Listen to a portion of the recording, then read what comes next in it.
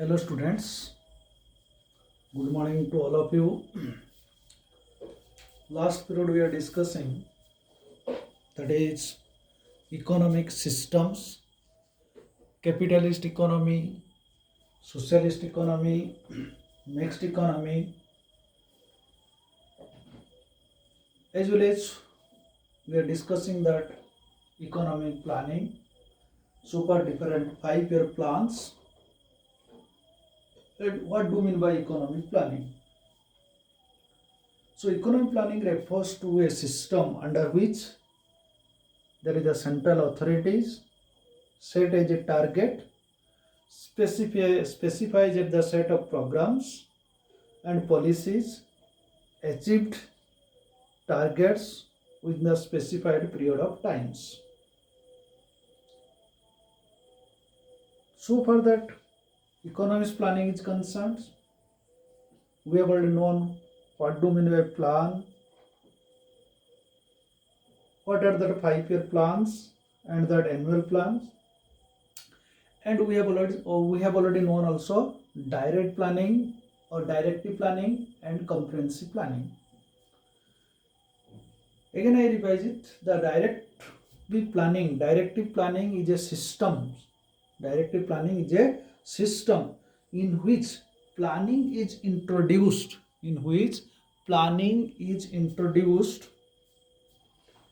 just to direct the forces of supply and demand, just to direct the forces of demand and supply,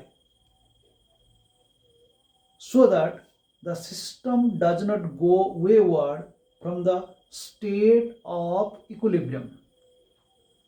Similarly, the comprehensive planning refers to a system which the government himself that participates in the process of growth and development.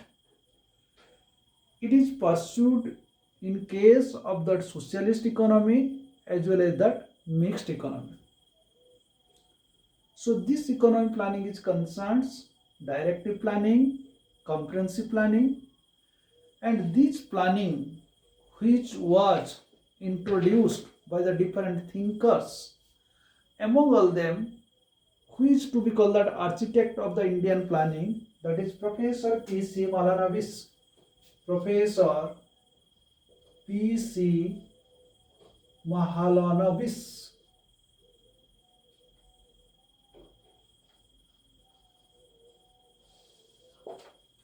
Professor P.C. Mahalanobis. He is the architect of the Indian planning. Architect of Indian planning.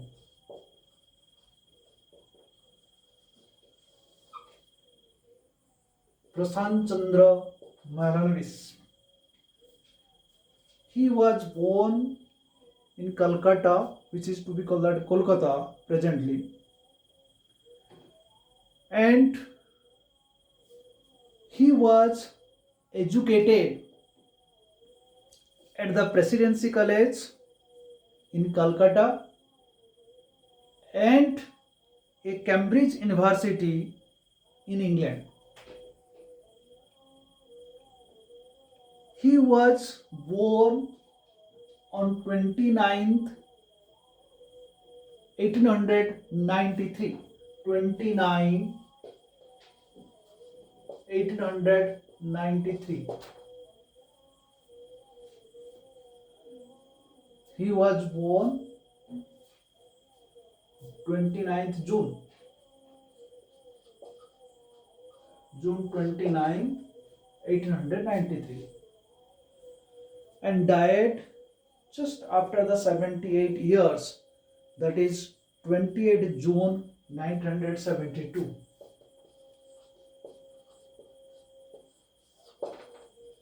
78 years, just before the one day of that birthday. Professor Mahalanobis, as we are saying, the architect of that Indian planning, In 1946 was made the fellow of that British Royal Society, one of the prestigious organizations of that scientist. He had done also different kinds of research work, and he had discharged his duty till that end, that is 28 June 1972. He was the director of ISI. He was also advisor of the cabinet of governments. And when India got her freedom, that Mahalanobis established that Indian Statistical Institute ISI in Calcutta and started that journal, that is that Sankhya or the statistics, which still serves in respect from the statistical different kinds of sources of the data, different kinds of statistical measures, and how we can increase our national income by implementing that real planning. So long period of goals of planning and short period of goals of planning. Above all, that P.C. Mahalanobis has contributed towards our Indian planning is more. So, as per our syllabus, we'll discuss what are the objectives of 5-year plans. Objectives of 5-year plans. As we have said that there is a long period planning and short period planning. So whenever we are saying that 5 years plans, that means that long period plannings. First objective is that rapid increase in productions. Some of the book is written in productions, but I prefer to write here rapid increase in productions. It means, suppose you are securing that mark, 10 mark, 20 mark, 30 mark, 40 mark, like this increasing. Or one student will increase the mark 10 to 30, then 30 to 70, like this, 70 to 100. So which one you will prefer, you imagine yourself. So whenever India was not getting the 2 times meal in a day, that time we have to increase the production, not like that quintal after quintals, tons upon tons. So how many thousand tons or the million tons have to be produced. That was the target in that objectives of the 5-year plans. Although there is that objectives of the different 5-year plans is differed, but above all, we are discussing here the general objectives of that 5-year plans. So rapid increase in productions on the objectives of planning, increase in the level of production will mean increase the total amount of goods and services produced in the country. Total amount of goods and services produced in the country. Goods and services produced in the countries. That is the objective of the increase in productions. It means that Professor P.C. Mahalanobis, who said, if we increase to our national income, it means we increase to our productions. Whenever 75% people depend on that agriculture productions and only 25% people depend on that industrial sector and that services sectors. So how to increase that agriculture productions, which helps to increase out the gross domestic product or that gross national product or that national income. So increase in national income is the essential condition for a country's economic growth. That is why that emphasized on that 5-year plans to increase in productions. How that production will be increased? It is very easy to say that increase in production, either agriculture production and industrial production. Remember it. Both that agriculture production and industrial productions. So rapid increase in production is possible by that improving that agriculture, helping raise in productivities.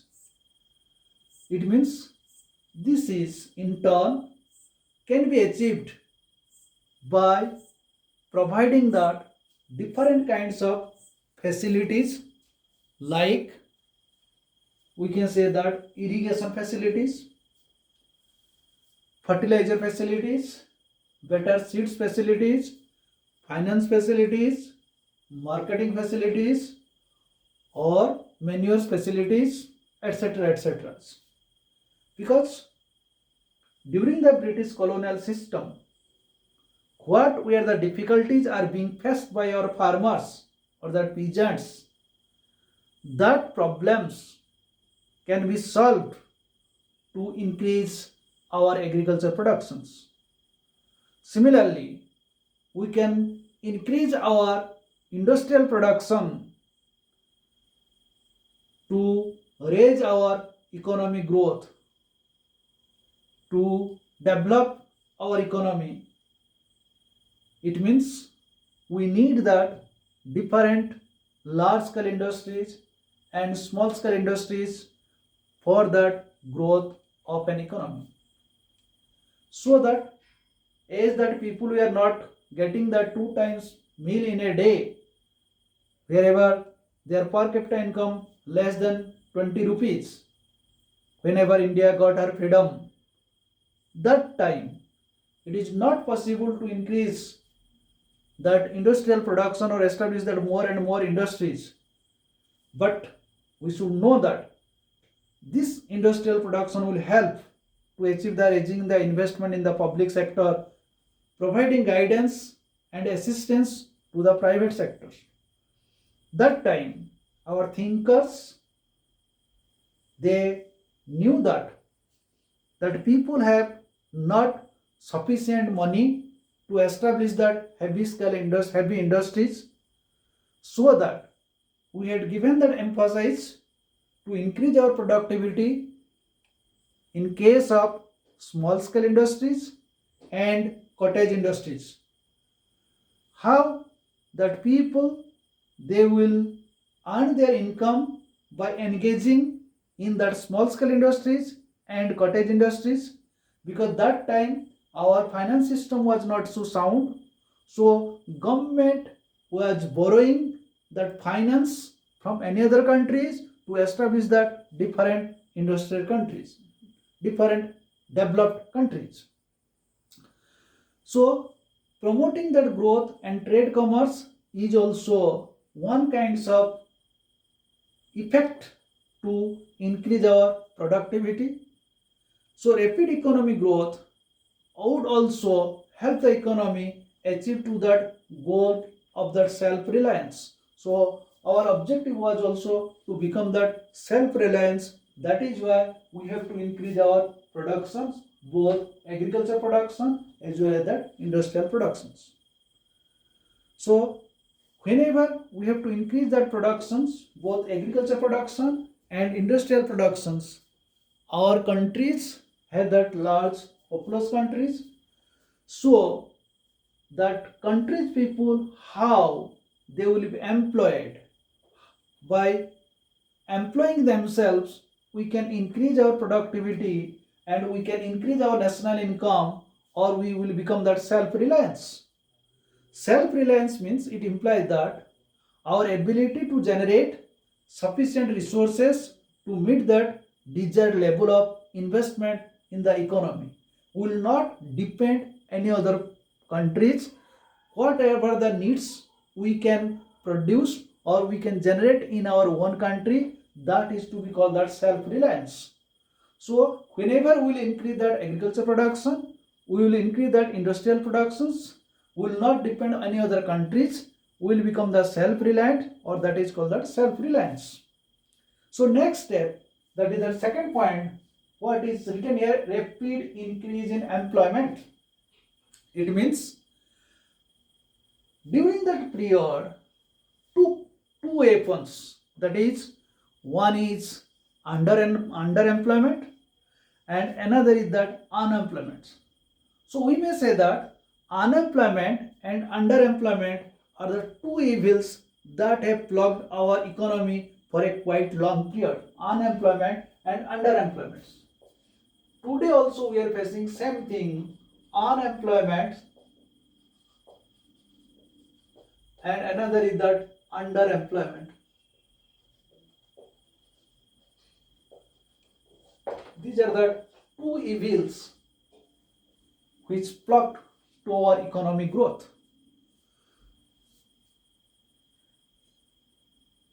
For this, that our government tries to increase that more and more employment facilities, because if we will classify this population, there is that some persons who are that labor force, those who are doing their works, and those who are not doing their work, they are to be called that out of the labor force. That we will discuss in that poverty chapters, workforce or labor force out of the labor force. So labor force that can be divided into two parts. One part who are that employed, another part who are not employed, or that is called that unemployment. So whenever those persons who are employed, these are to be called that workforce, 18 years to 60 years, and they are engaged in the different sectors, either primary sector, secondary sector, or the tertiary sectors. And whenever they are engaged in these three sectors, they are generating their product, which helps to increase our national income, or it contributes towards our national income. That is why that labor force who are engaged in the different activities and their contributions toward the national income, whatever the goods and services they are being produced, that money value is to be called that national income, or we may say that GDP, or we may say that GNP. Because in macroeconomics, I have already cleared to all of you GDP, GNP, NDP, NNP with regard to that factor cost and market price. So I do want to discuss more about that employment and production is concerned, that GDP or GNP, as well as that per capita income, because per capita income is equal to national income divided by total populations. If that population will be increased rate is high, then that increased rate of the national income, so naturally the per capita income will be less or will be low. So always we should try to increase our employment facilities and to increase our national income. It means that rate of growth of population will be less than that of that rate of growth of GDP, then our per capita income will be increased. So one of the important objective planning in India is one which is to be expand that employment opportunities, to make a better use of available manpower resources, and it provides that means of livelihood for the growing populations. It means if the people will be employed, their income will be generated so that their livelihood will be better, or standard of living will be high. So we have already known in our societies, in our countries, we have classified mainly two groups of the people. One is haves, another is that have-nots. One is haves, another is that have-nots. Or one is rich, another is that poor.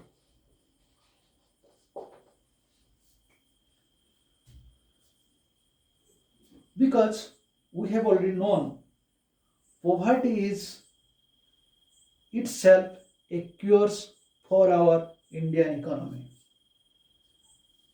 It is more so when there are wide gap in the level of income of the people within the same communities. So this 5-year plans aims reducing that inequality of income. It means when in a society one person rich, another person poor, or we may that haves and that have nots.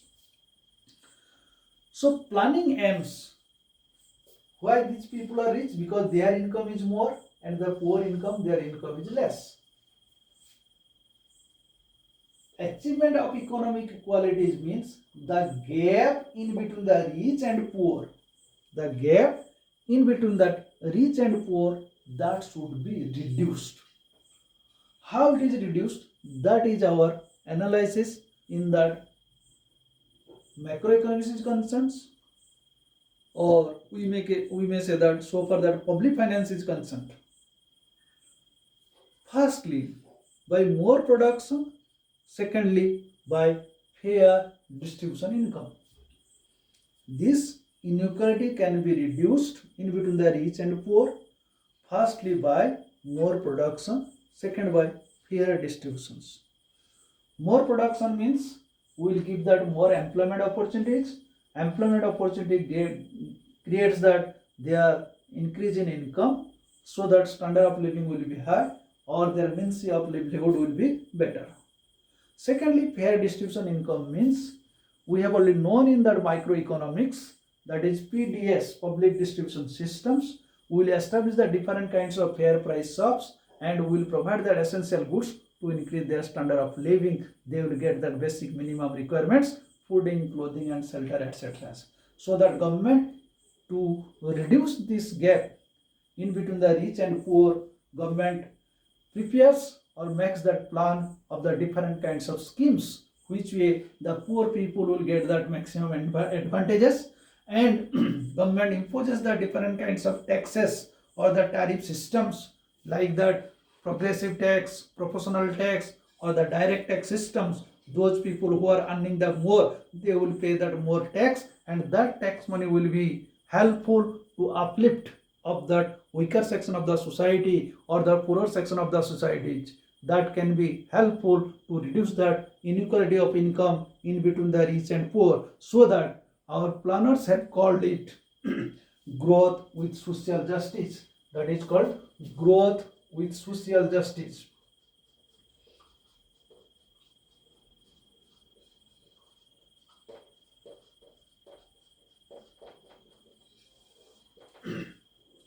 Growth with social justice, that means creates that more income, or we may say that fair distribution systems, fair distribution of incomes. So with regard to this, we can say that that is called growth with social justice. How much justice, you know very well. I will not discuss about this.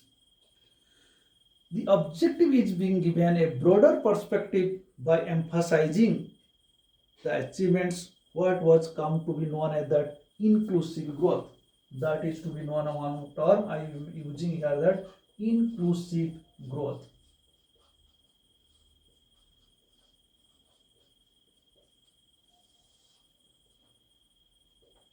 Economic students, sometime I raise the question whenever that meeting was done by ourselves.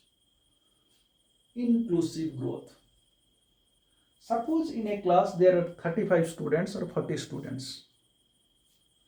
Whenever I ask the questions, at that time some student they will raise their hands, and that some student they will hide their face. They will not respond. It is that obvious, each and every class will find. Because some students are very excellent, some students are good, some students are average, some students are below average, some students are very poor. This is the everywhere. Likewise, our India is also same condition. If we will discuss or generalize, or if we will say that the rich and poor, if two classification will be there. So inclusive growth means that poorest to poor persons who will participate to contribute something towards our growth of our economy. That is called inclusive growth. It means to develop of our country, the poorest person of a country, he will contribute something as a productive activities which help to increase our national income or increase our gross domestic products. That is called that inclusive growth. So what do we mean by inclusive growth? By inclusive growth, we mean that the poorest persons or that weakest persons or that weaker section of the society, or we may say the poorer section of the society, should equally participate in various economic activities, and that the benefits of economic growth should reach all sections of the societies.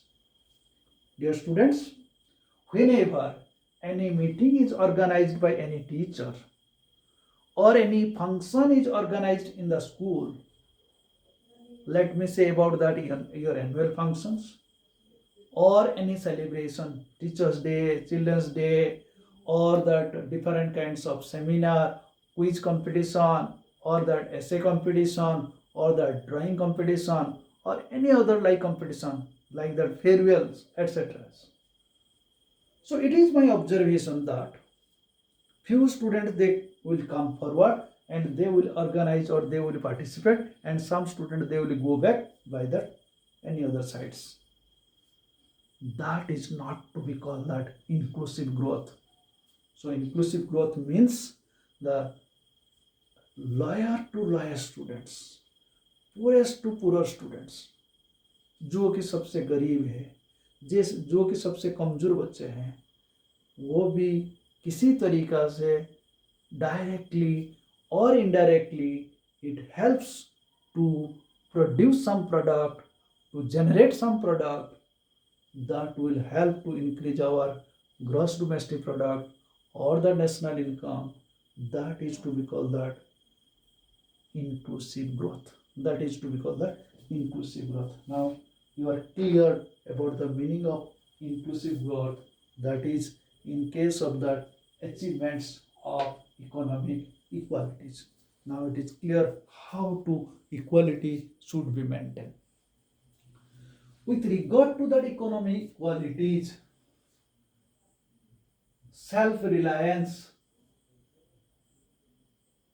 we may come to that fourth points, that is called that stable growth. What do you mean by stable growth? Dear students, in macroeconomics, you have already known that two terms, one is inflation, another is the deflation. Or we may say that in our day-to-day life, whenever we are purchasing that any kinds of goods from year to year, what we are being observed, the price of the different goods are increasing day by day. Think yourself, what is the rate of that gold per 10 gram, and what was the rate last 5 years or 5 years back or 10 years back. Similarly, you think any kinds of product, whatever you are consuming now, 5 years back, what was the rate of these consumer goods? You will undoubtedly say that every year the price of the goods is increasing day by day. That is to be called that inflation, or that is called that price rise. So the faith or the confidence or the belief, what we can say, that is the significant objectives of our stable growth. It means if there is so much fluctuation about that price, about that wage, about that any kinds of profit margin, about the saving rates, imagine yourself, whenever 5 months back or 1 year back, that saving rate was 10 to 11%. Now the saving rate reached to that 7%. Similarly, so many things, what that industry was getting the profit, now how much the profit is getting. All these things, if we will calculate how much the wage rate, how much the salary of a person's, as per that collector, as per that peon is concerned, everywhere you will find that fluctuation, or everywhere you will find the difference. Not only the production cases, but also the price cases, wage cases, profit margin cases, saving rate cases, everywhere you will find that there must be some fluctuations. So, in our objectives of 5-year plans, it is target in such way that which way the fluctuation should be reduced. So, stable growth is the objectives of planning in India, is to bring that how to maintain that stability in the economy. How to maintain that stability in the economy, that is to be called that stable growth. It means the saving rates of interest will be remain equal, or that profit margin will be equal, because these fluctuations, that is I gave that example of saving rate or the rate of interest, or we may say that wage rates, or we may say that price level of the different kinds of goods and services have adversely affect to our economy, or it adversely affect of the structures of our economy, or structures of the productions, structure of the distributions of our economic growth. So removal these fluctuations is that most important factors in our economy. It means how this fluctuation will be checked, how this price rise will be checked, how that profit margin will be checked, how that saving rates will be checked, what is to be. Now that should be continued in that same process or the similar process. That is the different steps is being taken on behalf of the government so far that macroeconomics is concerned. That steps is being taken. Likewise, we have formed the Reserve Bank of India to control that price rise. You have already known, in excess demand or in deficient demands. Monetary policy and fiscal policy, bank rate operation, bank rate, open market operation, cash reserve ratio, marginal requirements, moral suasions. These are the policies to control that inflation and deflations. Sometime bank rate will be increased, sometime bank rate will be decreased. If the country faces that excess demand, how it should be controlled? If the country faces that deficient demand, how to be controlled?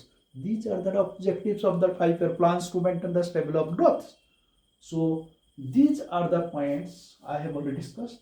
Rapid increase in production, rapid increase in employments, achievement of the economic qualities, and fourth one, that is the stable of growth. I think you are clear about that. These 4 points, what are the objectives of the 5-year plans?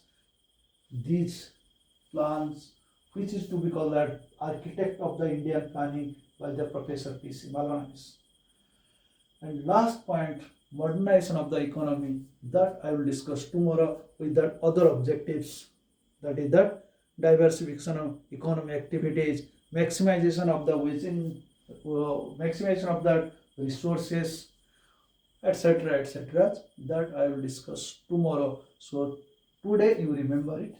Most important 4 objectives today I discussed: rapid in productions. Increase in production means both that agriculture production and the industrial productions.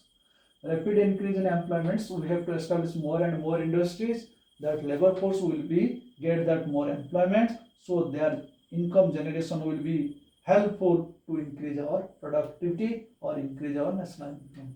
Achieving economic equality means the equality should be maintained in between the rich and poor, or the gaps in between rich and poor will be reduced. That is to be called that achieving that economic growth. If achieving economic equalities. And stable growth means the process which we are running, that fluctuation should not be come, or that fluctuation which has or which will be, that should be removed, that should be reduced by the different policies or different ways. Then that is to be called as that stable growth. That is to be called that stable growth. Next is modernization of the economy. Tomorrow we will start modernization of the economy. Thank you.